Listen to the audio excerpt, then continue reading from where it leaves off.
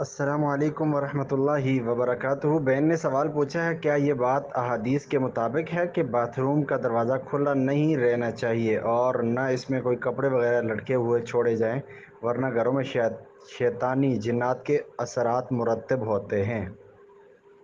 اچھا سوال کیا آپ نے۔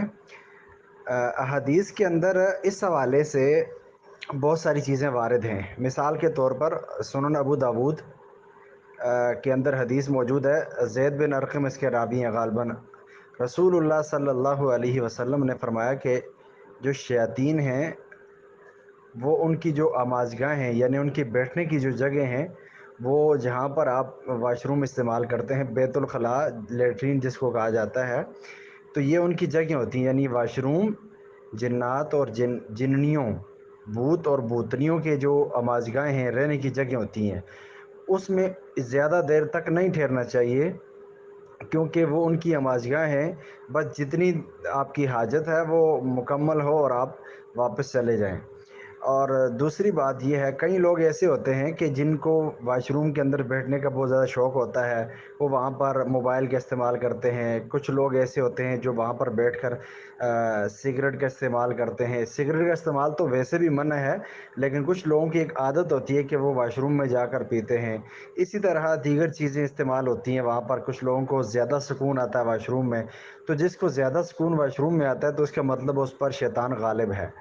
اور جو آپ نے بات پوچھی ہے کہ دروازہ کھلا نہیں رکھنا چاہیے، تو جی ہاں، دروازہ کھلا نہیں رکھنا چاہیے، اس لیے کہ رسول اللہ صلی اللہ علیہ وسلم نے فرمایا کہ جب بھی تم میں سے کوئی بیت الخلاء میں جائے تو وہ جاتے ہوئے یہ پڑھے کہ اعوذ باللہ من الخبث والخبائث، کہ اے اللہ میں تیری پناہ میں آتا ہوں ان شیطان، جننیوں اور جنوں کے شر سے۔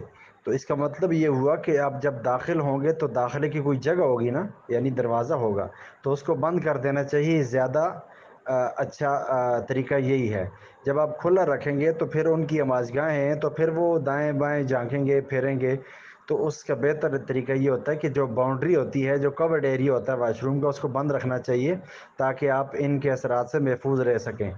اور تیسری بات آپ نے پوچھی ہے کہ جس کپڑے وغیرہ لٹکانا، کپڑے لٹکانے میں کوئی حرج نہیں ہوتا، چاہے آپ لمبی دیر لٹکائیں، 10 دن لٹکائیں، 20 دن لٹکائیں، اس سے کچھ بھی نہیں ہوتا۔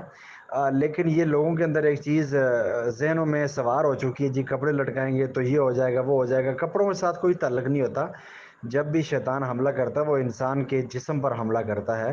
تو جاتے ہوئے واپسی پر، یعنی واش روم جاتے ہوئے اور واپسی پر دعاؤں کا اہتمام کریں، انشاءاللہ کسی قسم کا جو ہے وہ اثر آپ پر نہیں ہوگا۔